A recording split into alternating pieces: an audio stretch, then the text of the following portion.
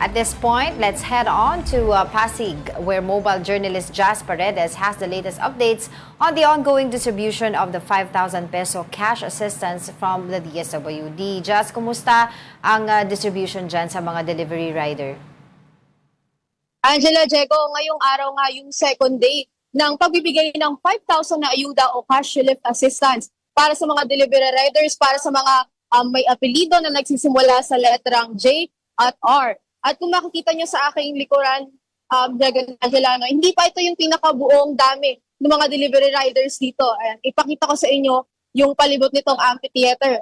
Ayan, halos mapuno na itong amphitheater ng mga delivery riders na nag-aantay ng kanilang payout. And actually, Diego and Angela, kanina nilakad natin yung pila, yung pinakadulo ng pila. And mula dito sa amphitheater papunta doon sa West Capitol Drive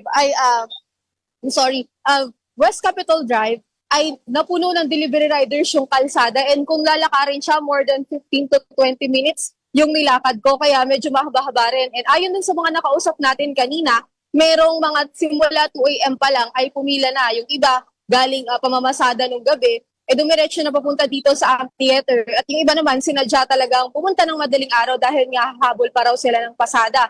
Merong ding, dahil nga 2 AM sila pumila, meron namang nagkaaberya pa dahil mali daw yung letra ng kanilang pangalan, may mali ang spelling, and yung iba nagka-problema dun sa kanilang extension name, may junior yung pangalan. So, imbes na nakalagay doon sa after ng pangalan, nakalagay pa rin sa dulo, sa apelido. So, pinabago pa yan. And ang ginawa ay pinag-submit sila ng Certificate of Oneness, and nakakuha rin naman sila ngayon ng kanilang ayuda. And bukod dyan, kanina meron pa nga tayong naabutan, bit-bit yung kanyang 2 taong gulang na anak. Makakuha lang ng ayuda ngayong araw. Kaso lang hindi sila nakakuha, bigo pa rin siyang makakuha dahil kahapon daw pala yung schedule para sa kanyang apelido. So umuwi silang luhaan, bit-bit yung kanyang baby, natulog pa kanina nandito sa tabi ko. Kaso lang umuwi na sila kanina.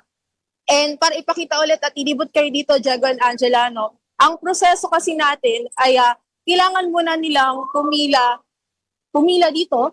Ayan, ito yung pinaka-entrance sa likod ko.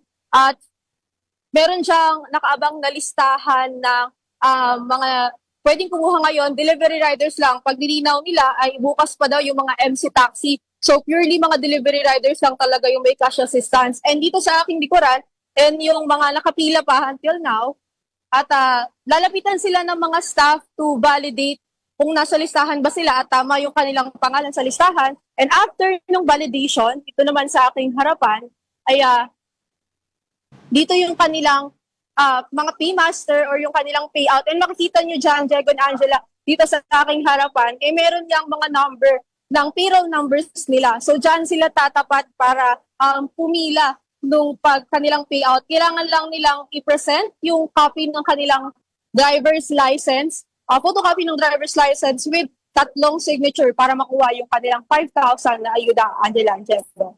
Jazz, meron pa bang dedicated na araw para dun sa mga tulad na kinwento mo kanina na hindi naka-claim ng kanilang ayuda?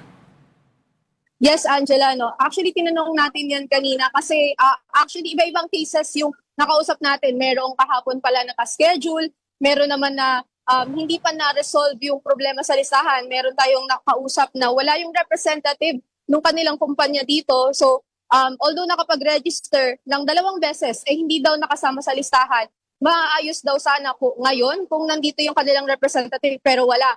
So, ang ginawa, ang kanilang paalala sa kanila, pababalikin sila sa last day, which is on Monday. Kasabay nung mga natitirang letter S to Z, and yung mga hindi rin nakakuha dun sa schedule nila dapat, kagaya kahapon, pinapayagan din silang bumalik dun sa last day para kahit paano makuha pa rin yung kanilang ayuda. Alright, maraming salamat. That was our mobile journalist, Jazz Paredes.